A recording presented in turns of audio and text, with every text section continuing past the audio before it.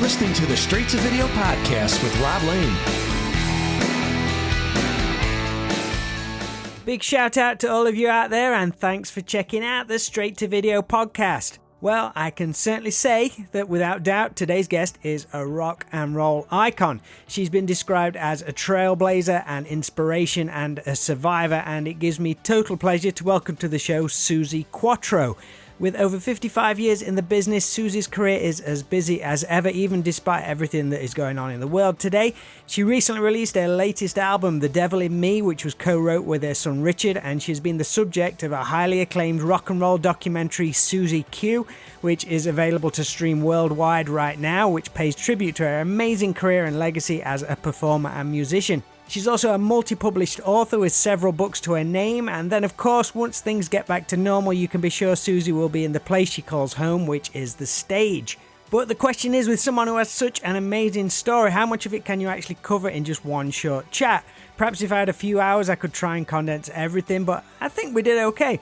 I was super interested to learn a little more about the city Suzi grew up in, of Detroit, and also her first encounters with the UK, where she will forever be ingrained in our rock and roll and pop culture with huge hits such as Can the Can and Devilgate Drive.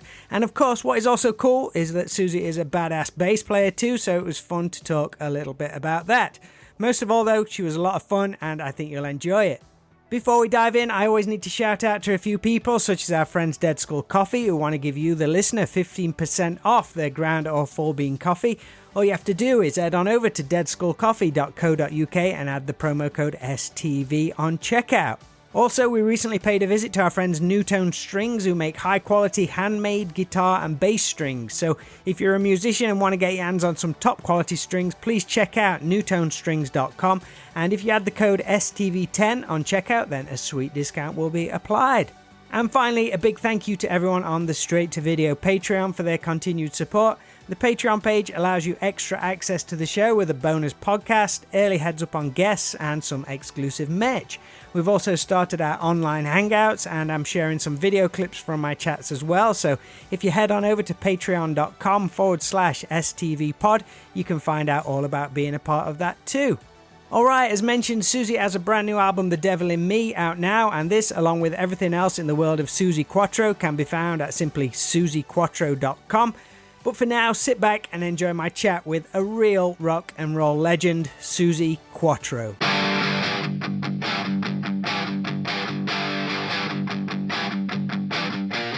Motor City died in a freedom fight underneath the fires on a restless night. Oh yeah, set the sky alight. Black and white and blues down a dead-end street. Cocktails hitting shoes in between the beat. Oh yeah, we can feel the heat. Oh yeah, we can feel the heat. Ooh. Oh, yeah. Forgive me my glasses. I will show you why I'm wearing them. Oh wow, what you been doing? Shoulder, knee, face. I went over like a ton of bricks on my patio last Tuesday. I don't know how. I don't even know what I tripped on, but I went over so heavy. Landed on my knee, then my shoulder, then my chin. Thank God I turned my face, because that would have been broken nose and teeth. Turned my face and landed, then stopped here. Wow. So this is strictly vanity. That's fine. The podcast's just audio. You're all good. You're all good. Oh, okay. Then if it's only audio, I don't give a shit. That's fine. There you go. The last couple of years, considering everything that's affected everyone's lives and careers, the vast downtime has really impacted musicians a lot. But you've seen this explosion of creativity. You had the Suzi Q documentary just the year before, but your recent output has seen new music, new writing. I guess you're someone who always has to do something to stay active. Yeah, that's my mindset. That's how I'm wired. I'm not one to just sit around. I've always been a very prolific writer. I've always done poetry. I've always written songs, just been my whole life. But this, to me, and I'm enjoying every second of it, I think for the kind of artist I am, it's been creativity heaven. I've written 2 books and published 2 books during lockdown. I've released what a lot of critics have said is my best album to date, The Devil in Me, which I'm very proud of. My second outing with my son. I'm working on my 6th book right now. I'm writing for my 2nd poetry book right now. I can't seem to stop. I don't know what it is. For me, it's something in the air. I know what it is. All writing is always emotional anyway. That's what drives it, good and bad. And this is emotional times, without a doubt. So that's what I'm feeding off of. Definitely. And you mentioned your new album, The Devil in Me, which was released earlier this year. It's been met with a great response. And the songwriting partnership with your son, Richard, started on the previous album, No Control. That must just seem to be blossoming. Yeah, we were even compared with Chin and Chapman. I mean, my God almighty. I know, how can you do that? But somebody said it. So I'm quoting it. I'll take it. Absolutely, I'll take it. I mean, they were one of the best ever, and I don't say that lightly, but we have got quite a formidable partnership. We've turned out some gems, so whatever he brings to the table and whatever I bring to the table, we found a way to make it mix. I get the best out of him. He gets the best out of me. He has made me see myself again, brand new, fresh, through his eyes. What musical influences does he bring to the table? Does he sometimes curveball you, or does he have similar tastes? We have similar tastes. What's happened is he surprises me. He writes tracks like My Heart and Soul, which is very Motown, very, and then he'll write something like The Devil in Me. So he's very riff, but he's also quite soft. He brings to the table his 37-year-old generation of music and his style of writing. That generation, which is different than mine, as long back as his memory goes, he has watched me on stage being Suzi Quatro. So you cannot stop this being soaked into his skin. So he brings that immovable image of who I am way down deep in his soul. And that's not just, well, I suppose I must say probably the 70s one. Not the 70s one. He was born in 84. So from the 80s onwards, that's who he saw. And he soaked it up. And I've brought my 58 years in the business, my 71-year-old generation of music, and my style of writing. He brings in his knowledge of in the studio buttons pressing and all that kind of thing. Nope, I'm a dinosaur. I bring in my hands-on with the tape recorder and my acoustic and my writing pad. And he's given me a rebirth. I don't know how he's done it, but he's done it. And I've given him his confidence. And okay, quick little story, then we're done. When we were writing the last album, No Control, first time we worked together. So we're experimental. I'm seeing what he's got. He's seeing what I got together, and we're writing away maybe 5 or 6 songs in, and we're sitting on the patio. He had his guitar and I had my bass. And he looked up at me in the middle of creating a song. And he said, Mom, I've never been so buzzed in my life. Never. And I said to him, Richard, I can teach you to fly. And that's a song on the album. But it's so funny. The album was going to be called that. And then in the end, it wasn't going to be called that. But I indeed, you can't teach somebody to fly if they haven't got the wings. You can kick a bird out of the nest, they can plummet. He didn't plummet. He came up to speed, especially on The Devil in Me, even getting belligerent about it, which I quite liked. How amazing is it that you can have those kind of moments? It's a unique situation in a way, because you've come full circle, starting off your music career in a family environment. And now, like you say, Yes. Almost 60 years later in the industry, family is still an important part to your career. That's something that not many people can have. I know. And a lot of people ask me how it is. And I do have to answer exactly what you just said. I have not known anything else in my life. At 7, I was playing bongos in my dad's trio at some of his gigs. 14, one of my sisters and me started a band, ended up with 3 sisters, then 4 sisters, came to England, formed an English band, fell in love with my guitar player. He was in the band of my husband. So for me, it's always been about family. So Richard had to adjust. He didn't get this. A couple of times he said to me, I'm uncomfortable. It's blurring the lines between mom and, working. And I said, no, it's not. I said, no, there was one little incident that happened, which it illustrates it better than me saying it. We were sitting in the studio. It was about the 3rd demo in, and that's all we were doing, making demos. He had 3 songs. So I thought, okay, and we wrote them together. So 3rd demo, we're playing. I'm in my chair with the bass on. Scratch mic up. He's sitting across with the guitar. We've never written before together. We've never been in the studio before together. And he just stopped the song. The engineer went, what's the problem? And he looked at me and he went, oh my God. I said, what? He said, all of a sudden, I'm in the studio with Suzi Quatro. And you know what he meant, don't you? He meant like either you step up to bat or you walk away from the game. So it was a real moment for him. He doesn't like me to tell that story, but it happened. And I looked at him and I have to remove the glasses of this. And I went, and he went, nothing. Start the tape. That was his moment. I know what he was feeling, because all of a sudden Where was Mom? Yeah, this was the Suzi Quatro. I don't know if you want to call it a character, which he'd been seeing in all the clips. Not a character, but it is my professional part of my life.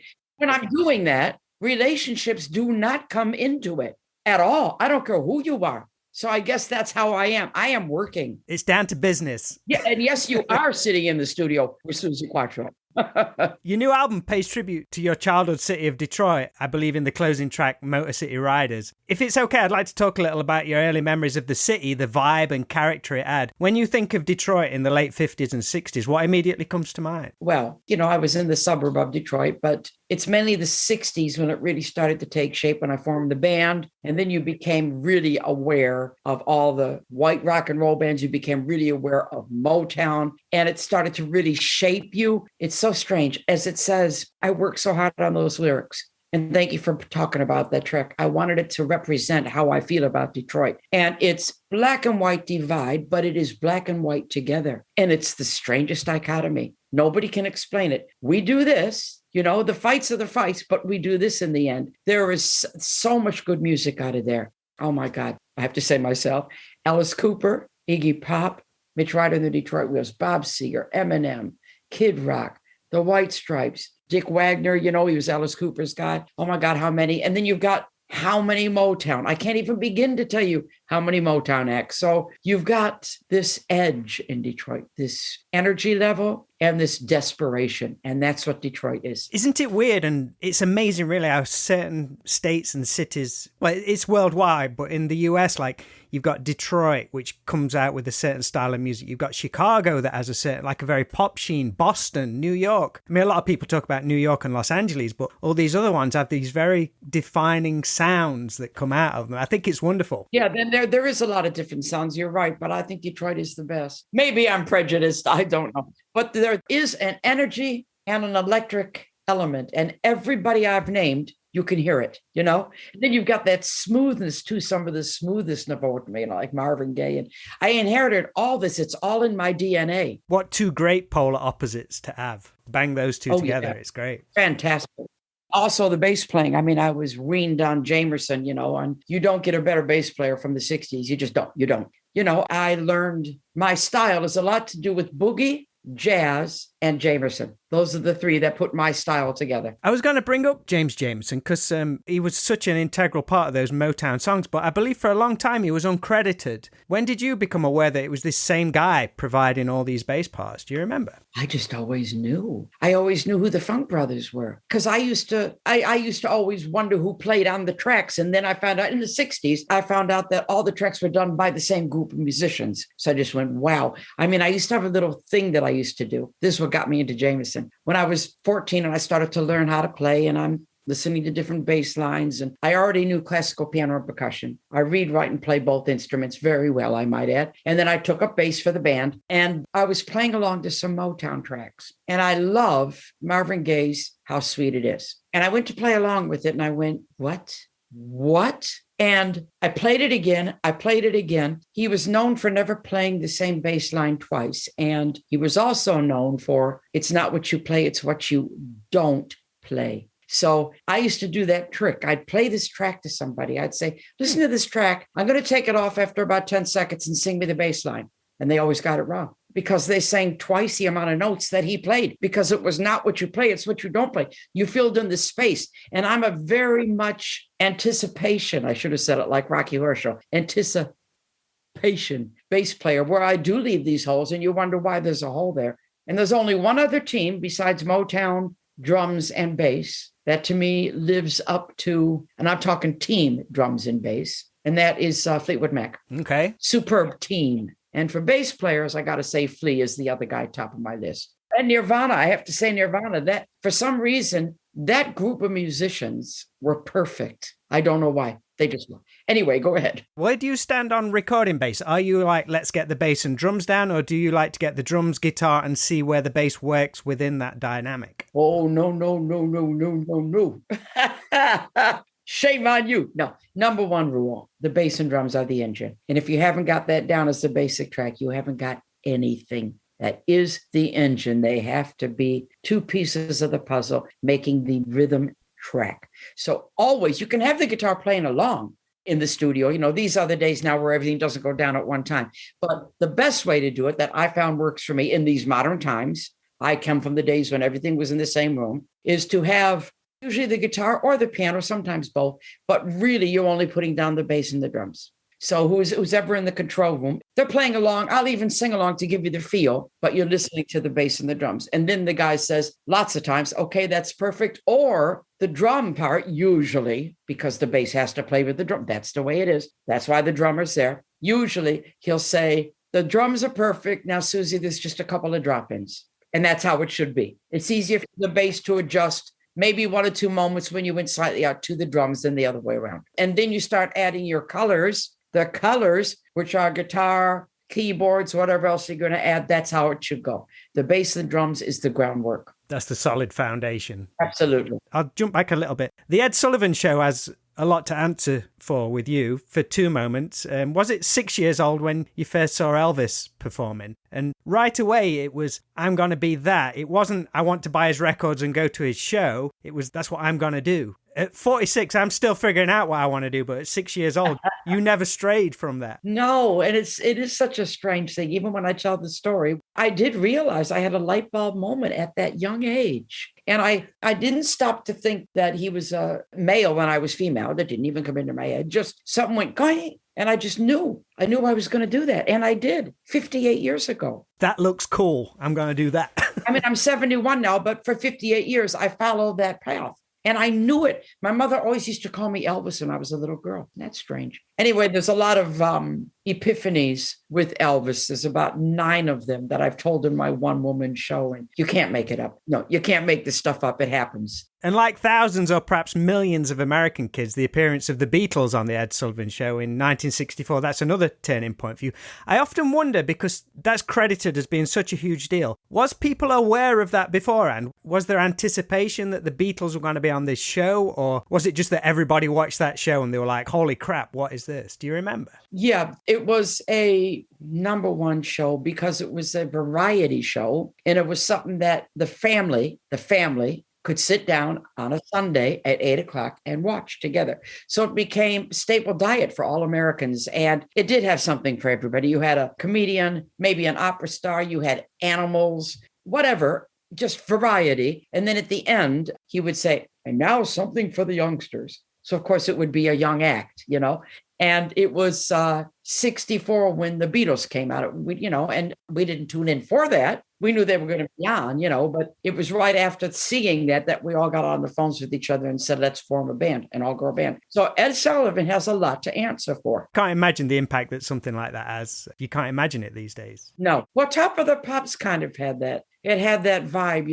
We had it like, you'd see Top of the Pops on a Thursday night, then the next Friday at school, oh, did you see such and such? Did you see such and such? Well, I remember watching Top of the Pops on the Thursday? Yeah. My first appearance as the record Can the Can sort of zoomed into the top 30 first week out. And we watched the show. And then we went around the corner. This is Lenny and I, my ex, to the local pub.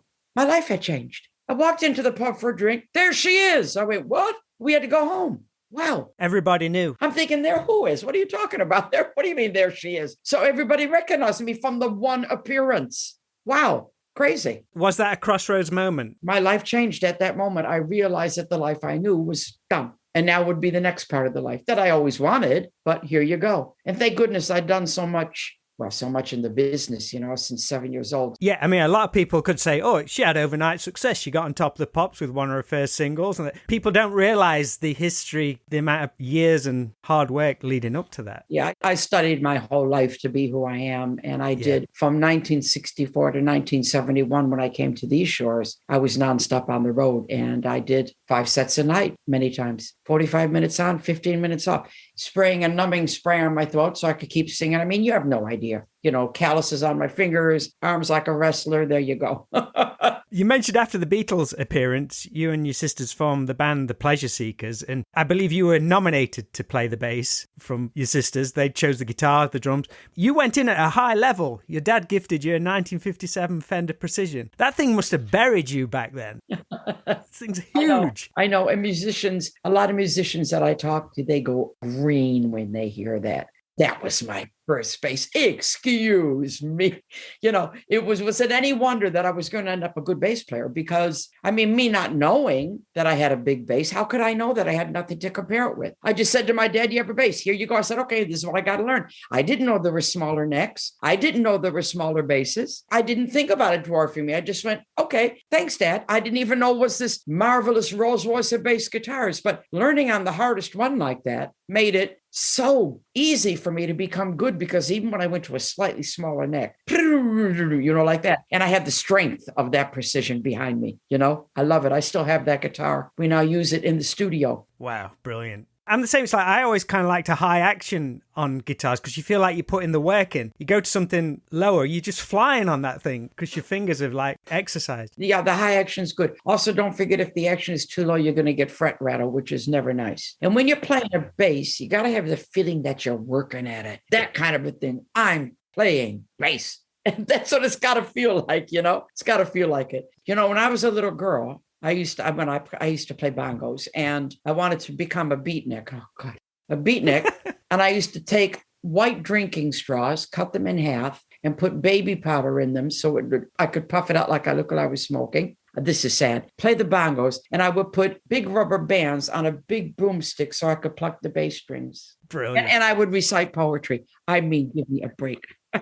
Did singing and playing the bass at the same time, did that come natural to you? Because that's not easy. And the same, you don't just thump along to the stuff, you are playing bass line. So was that always a natural thing for you? Well, I think it's lucky that I studied percussion, which is thinking with everything. And I think it's good that I studied piano, which is two hands. So the thing that worked in my favor was already being trained properly on two instruments, that when I started to play bass, I also became lead singer at exactly the same time. So for me, it was just the marriage of the two. I never thought about what I was doing. I would work out the bass part, then I'd sing to it. It just became very, very natural. There's only been 2 songs in my entire career, actually 3. There's one on the new album that I ever had to practice and sing with because of the fact that the bass lines are in a different ballpark than the vocal. This happens. She's in Love with You, which is like a machine. And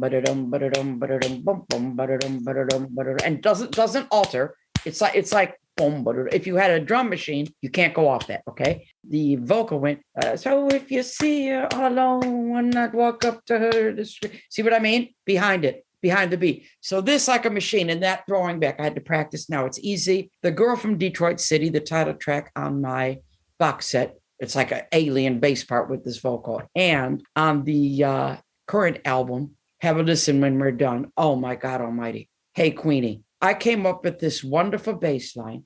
And then I went to sing it. I went, oh my God, I hope I don't have to do this live. It's a walking bass line on Hey, Queenie, but in an abnormal chord sequence and with a vocal that has no connection to the bass line whatsoever. So if I do that live, I'm going to have to really rehearse it. All eyes on you. See if you can pull this one off. I will. When you formed the band The Pleasure Seekers, where did you guys rehearse? Do you remember those first rehearsals? The first rehearsal was hilarious. I had that bass. We didn't have a microphone stand, so we had one of those old radio mics down the basement, and we propped it up in between 2 guitar cases for me to sing. I think the drummer only had the snare drum and the bass drum in one cymbal because her parents wanted to make sure she was going to go for it. Patty had some cheap electric. Mary Lou had a cheap electric. And Diane Baker was playing on one of the stand-up pianos we had down in our basement. And my eldest sister, who ended up joining the band about 5 years later, she was upstairs listening, and she said she was crying with laughter. So I guess it wasn't very good, but it was our first rehearsal, to be fair. I think your first show was at a club called The Hideout. Yes. What kind of place was that? That was our local teenage dance hangout. You think you had to be 16 to get in. I used to hang out there. We all hung out there every Friday night at The Hideout. We had started the band. I think we were about maybe 4 or 5 rehearsals in. And my sister Patty actually went up to the owner, Dave Leone, who's now passed. And she said, oh, that band you got up there, they're crap. And he went, excuse me? She said, they're crap. We're a lot better. He said, you're what? Who are you? We have an all-girl band, The Pleasure Seekers. He said, okay, you're on in a month. We had a month to learn 3 songs, and we learned 3 songs with the same 3 chords. Rolling them things around in the basement constantly. Unbelievable. But right away, you describe yourself as being at home when you're on that stage for the first time. I knew it. When we did that first gig, the 3 songs, we went up the Hideout. And I remember standing up there with my bass on, ready to start, and it went through my head, I'm home. Oh, that's sweet, isn't it? Was that before you'd even started playing and even seen any crowd reaction? It just felt right. It just felt completely natural. Like when I looked at Elvis, and it was just like one of those light bulb moments, pivotal moment in my life. And things moved pretty fast because you released a couple of singles, you were picked up by RAK Records and toured pretty extensively. All the time, yeah. But we became a show band. Right. Just to get the work. Then came a real turning point. The band had changed its name to Cradle, and I believe 2 record deal offers came in within a couple of weeks, one from Elektra and one from Mickie Most of RAK. But the twist was that the offer was just for you and not the band. Which wasn't easy. No. And it's something that it's even explored in the documentary. That's hard. I understand, it's hard for me emotionally, but no way was I going to say no, because I always was aware, being the main lead singer, I did 99% of the songs. And you just know from the audience that you're being looked at. You just know that you've got whatever that is, whatever you want to call it, you got it. You're stupid if you don't. But it was hard for them, to accept that. It was hard for me emotionally, but no way I wasn't going. But when you get 2 offers in 1 week to go solo, you better be listening. Unfortunately, that's where it becomes the music business, I guess. And that's the catch-22, where you've got this really unique and warm feeling of being with your family, but then it becomes music business on the other end. I had to go. There was no choice. That was my opportunity next. How familiar was you with Mickey's success at that point? Because he suggested to you, he wanted you to become the first Suzi Quatro and not the next Janis Joplin or something like that. Was you familiar with his background? Because he'd had a lot of success with, I believe, the Animals and all that kind of stuff. The main thing, I of course was a big fan of all the hits Mickie made, but the main thing that intrigued me about him was I was a huge Donovan fan, especially the first and second album. I listened to him constantly, and I would always read the back credits, the musicians, and then I'd see produced by Mickie Most, a Mickie Most production. And I always had it in my head, I like this guy. I was a fan of him from that album. And I've said, Mickey's bless him, he's not here anymore. I told him many times, in my opinion, that was his best work. And he agreed with me. Something happened between him and Donovan that was quite magical. My wife's a massive Donovan fan. Oh, he's wonderful. I told him so. In fact, I sang on one of his albums once I arrived in England, on one track on one of his albums. And I told him when we got talking that story. And then I said, I have a confession, Donovan. He said, what? I said, well, remember when Mellow Yellow came out? He said, yeah. I said, well, I am actually one of those people that scraped off the skin on the banana and tried to smoke it. He said, Suzie, that was a joke. I said, no, but I did it. He found that hilarious. Brilliant. And all it did was make me sick. But it kept saying, I like to go bananas are going to be the field. I didn't know it was, a joke. It was the 60s after all. Yeah. You headed to England in 1971. Did you have any preconceived ideas of what it would be like? I mean, you were heading to the home of the Beatles after all. Yeah, it would be rainy. Okay, you were prepared for that. Yeah, bowler hats. Briefcases. I don't know. I had and then Carter B. Street, I had an image of it. And I do remember when I did arrive, it was in fact right. No, it was a nice day. It was a beautiful sunny day. But I remember thinking how small everything was. That's what struck me first, the streets, everything really small, And I remember you only had like 3 stations on TV. Rock and roll radio didn't exist at all. And your sense of humor was completely different than the American. But I'm happy to say I've got used to everything now. I love your sense of humor. And I'll never be British. I'm always going to be the girl from Detroit City. But, I'm here and I shall stay here. Did you hit the ground running once you arrived to the UK? Was it all about writing and recording demos straight away? Did you and Mickey have like a game plan? Yeah, he wanted to. I was only supposed to be here 3 months. And that was October 31st, 1971. It's now, whatever the date is, 2021. Give me a break. Yeah, the plan was I brought over a tape of about 35 songs that I'd written. And we were going to record, get some good musicians, record, make the album, and then I could go back to America and he would release it. But it didn't work out that way. Mickey, long story short, could never get me properly on record. He doesn't know why, and I don't know why. He understood me, obviously he knew what I was. He couldn't get the edge that I needed to be on record. And that wasn't until Mike Chapman. But we tried for about 18 months. I finally got my band together because I was going nuts. And then he put me on the Slade tour as the opening act. That's one hell of a lineup, that was. Thin Lizzy, Slade. Yeah, fantastic. 2 singing bass players as well. I know. Isn't that strange? But Phil actually, and I've told him this before when he was alive, he actually is a frustrated guitar player. I have to say it. And he didn't disagree with me. I'm not a frustrated guitar player. There's a little bit difference in our styles, but he's very good. Don't get me wrong, but he wanted to play guitar. And then the band obviously got really together on that tour. And then Mickie asked Mike Chapman and Nicky Chin to try to write us a single based on what we were doing, which was all my own songs. So if you listen to the first album, it's all one thing. But they wrote Can the Can from what they heard. And then everything made sense. Mike Chapman got the edge that I needed. He heard it and he went boom. I love that kind of philosophy, which I believe Mike and Nicky Chin had. You had the band together, you had your sound, but each time you went into the studio, they would write songs tailored to what direction the sound of the band was going. So it didn't feel like, oh, here's the album with a bolted on single. It was all one big picture. Oh, God, yes. We were all really connected. There were times, even the B-sides, a lot of the B-sides could have been A-sides. Mike Chapman said, I don't want to put crap on the B-sides. We put great songs on the B-sides. There was one time I was doing the vocal to Mama's Boy, and I stopped singing and I said, Mike, he was in there producing. I said, Mike, do me a favor. Next time you write me something, okay? I said, give me some space to breathe. And he said, Suzie, you wrote this. I went, fine. Okay. I'll carry on. As you were. Things exploded with Can the Can and subsequent million-selling singles. It's hard for that to translate in today's world, that people went to the record store and brought millions of copies of this physical single. You can't imagine that. The demand was just huge. I think Can the Can, on its biggest date in the UK alone, what did it sell? 30,000 in one day.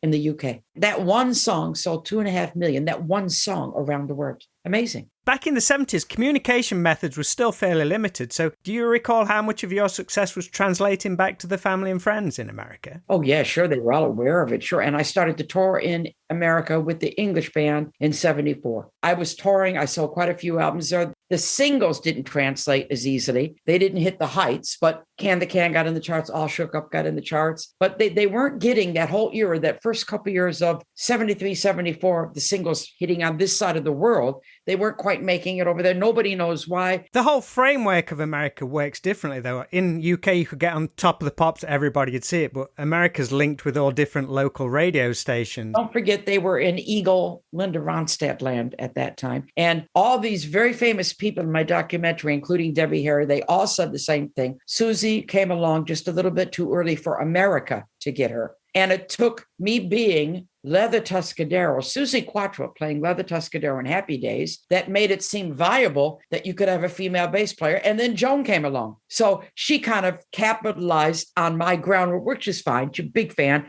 She's in the documentary too, and said some very nice things about me. She was my biggest fan. She has Suzi Quatro wallpaper. She did before she started her own band. So bless her, She even sent me a gold record recently as a gift. Yeah, so that's how that happened. Even though I toured her all the time and everything, it took the acceptance of the female bass player in Happy Days for them to get it. And then they got it. Then, of course, Stumbling In, Million Seller, even though it was different to what I usually do, it was an evergreen. They're huge hit. What's mentioned in your documentary, though, which is pretty cool, though, you had the huge success in England, but Sherry Curry mentioned that she used to dance to your songs at Rodney Bingenheimer's club in LA. So you had that kind of cool underground edge as well. So I think that's a great flip point. Yeah, it's great. Yeah, I could probably go tour there now and sell out, but they discovered me through Happy Days, and then they rediscovered me through my documentary, and that went very big in America. And I've never really gone away there. They always know who I am, but not with that catalog of the hit singles there. You're embedded in the pop culture framework here in the UK, but you mentioned being a part of Happy Days as Leather Tuscadero. That brought you to the mainstream in the US. Did you see a difference in the reaction to fame in music to that of TV, or a difference in response between UK and American audiences? Absolutely. It was definitely bigger response. Even though we were doing great, everybody associated me with that character. So they were getting the double edge. They're getting Suzi Quatro, the rocker, which I always was, plus the added bonus of me having appeared on the #1 TV show in America.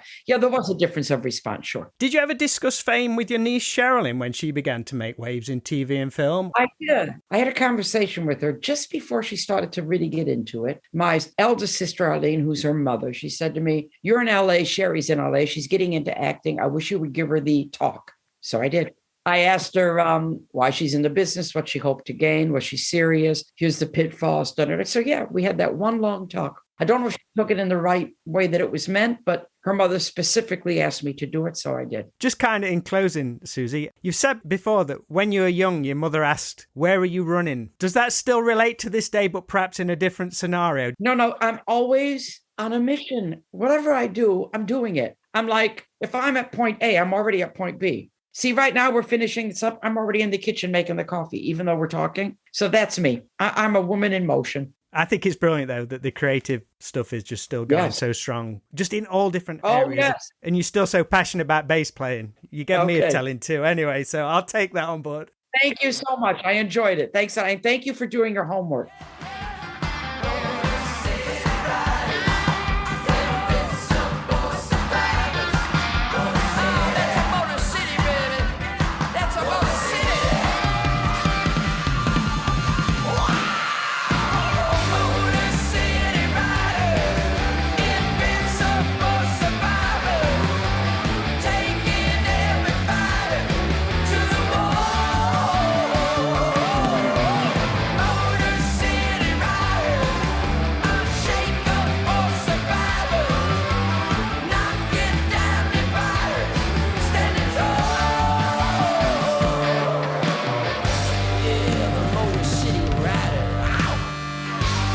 Thank you so much to Suzi Quatro for sharing some time and amazing stories with me here on the Straight to Video podcast. I truly hope you enjoyed that chat, and we'll check out her brand new album, The Devil in Me, and the documentary Suzie Q, which you can find all the information about over at suziquatro.com. If you enjoyed this chat and are maybe new to the podcast, then over 100 episodes are available to stream over at stvpod.com. along with some straight-to-video music, videos, and merch. And don't forget, if you can, please check out our Patreon page at patreon.com/STVpod, where I'd love to have you on board. But that's all for this episode. I really appreciate the support, listens, and shares you continue to send my way all over the internet, and it means a lot that you keep checking back in. So until we chat again, please take care and speak soon.